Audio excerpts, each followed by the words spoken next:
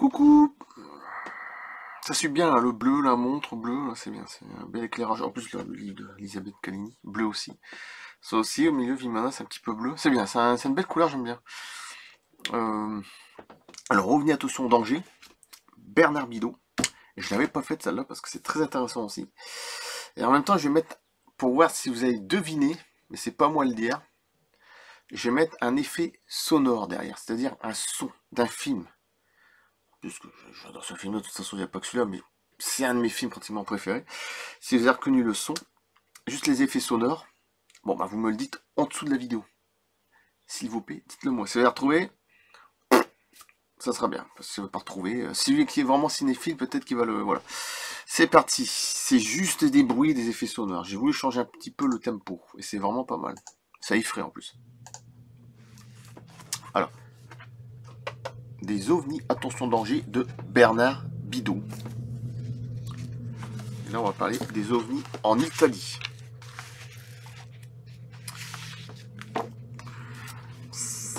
Vous allez voir, c'est très intéressant.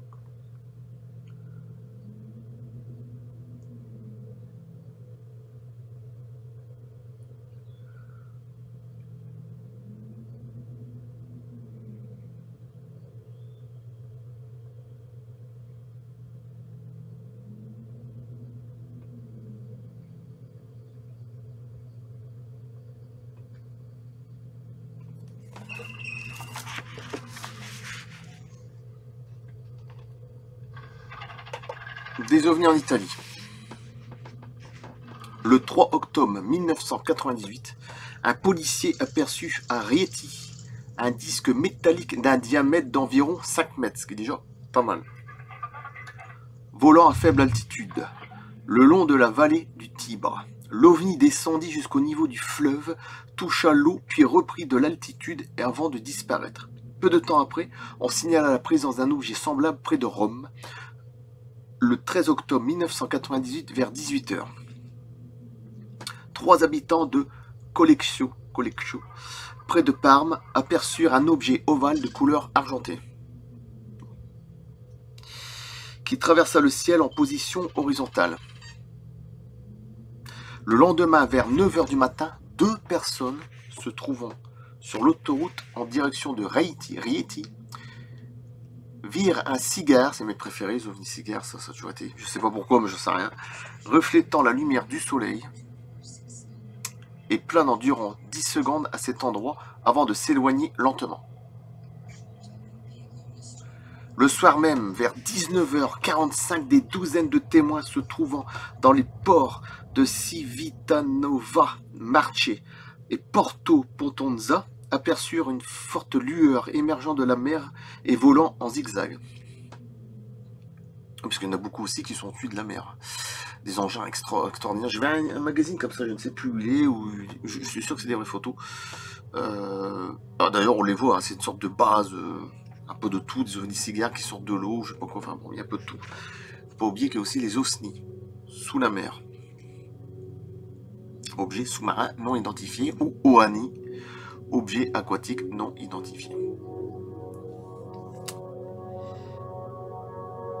Le 6 janvier 1997, vers 6 h 15, une boule de feu verte survola la côte adriatique près de Foggia. L'objet scintillant traversa les Apennins et se trouva 10 minutes plus tard au-dessus de Rome. Cet engin illumina le ciel et fut aperçu par des milliers de personnes, des milliers, y compris les pilotes de l'aérodrome Leonardo de Vinci. Léonard de Vinci, en plus que Léonard de Vinci connaissait très bien François Ier. François Ier, Léonard de Vinci, les engins qui volent, Léonard de Vinci, non, je crois qu'il y en a qui sont encore un petit peu endormis.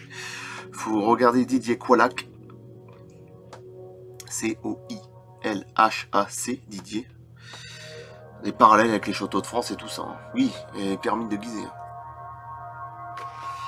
Ceci est encore une autre histoire. Le capitaine Del Mondo, pilote du vol Madrid-Rome, était en train d'atterrir lorsqu'il remarqua la boule de feu qu'il observa pendant 4 à 5 secondes. L'engin fut également aperçu sur l'autoroute et des témoins déclarèrent qu'après avoir effectué un léger virage, l'ovni plongea dans la mer.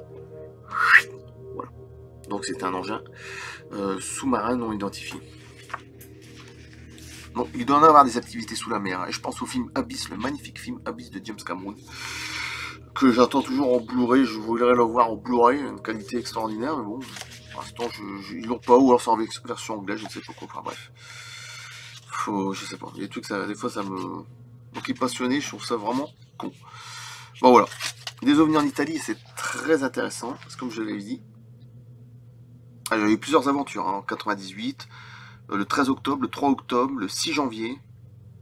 Et là, de la boule de feu verte survola la côte adriatique près de Foggia. Le jet scintillant traversa des Apennins et se trouva 10 minutes plus tard au-dessus de Rome. Cet engin illuminant le ciel lui fut aperçu par des milliers de personnes, y compris des pilotes de l'aérodrome Léonard de Vinci, etc., etc. Et après, l'objet, dans la mer. Ça va? Voilà. Alors, je coupe là. C'était une très belle vidéo. Après, je vous vais relancer autre chose. Je ne sais pas quoi. On verra bien. De toute façon, il y a tellement de trucs à faire. Peut-être une image, un truc sur Mars, la Lune, je sais pas. Je coupe là. Merci. À plus. Dans 2 jours. Alors, à vous de trouver la musique du début. Là. Avec tous les...